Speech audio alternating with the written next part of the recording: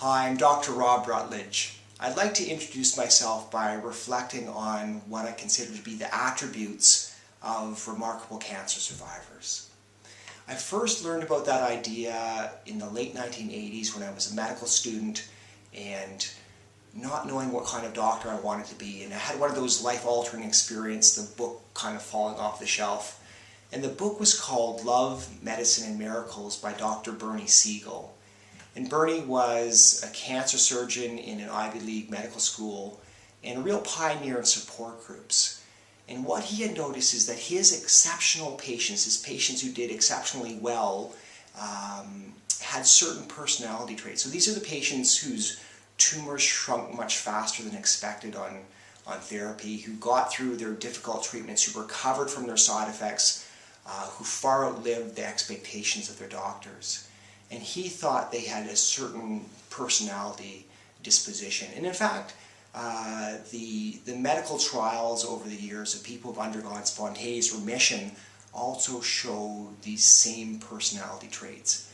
And just as an aside, I don't actually break up the world into those people who do exceptionally well and those people who don't, because I really think we all have that capacity to do incredibly well and to heal our lives in some very deep sense.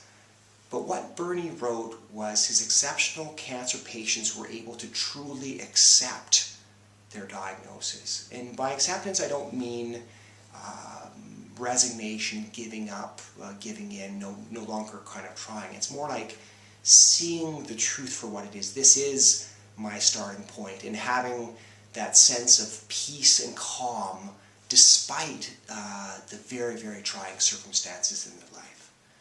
The second attribute is that of authenticity, truly willing to listen to oneself, to tap into that incredible inner wisdom that we all have in some sense, and to no longer consider what society expects or our friends or family expect, to kind of believe in ourselves. And that, in a sense, translates into autonomy, which is being proactive. And so, for instance, when we decide to exercise or to eat well, it's an incredible meta message from our mind and spirit to our body about healing and wholeness. And so taking that proactive step is part of being exceptional. And for instance, as another kind of attribute or idea that the exceptional cancer patients followed was that they no longer viewed recurrence or even death as a failure. They were more interested in focusing their energy on the things they could control and letting go of the things they couldn't control.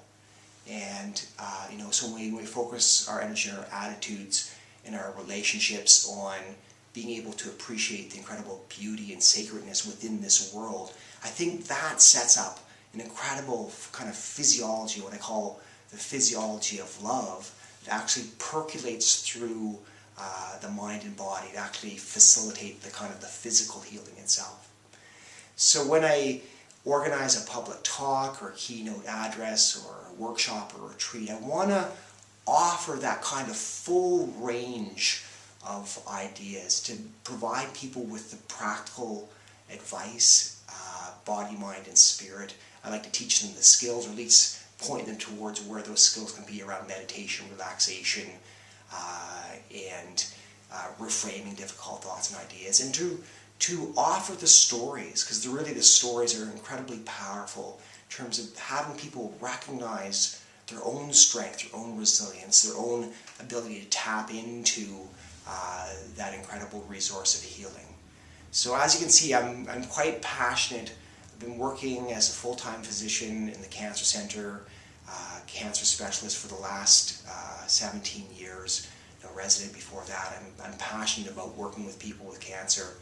Would love to be able to work with your organization or your audience and just create that experience as the best possible experience for your audience. So hope that you contact me. Thanks a lot for watching this video, and take care.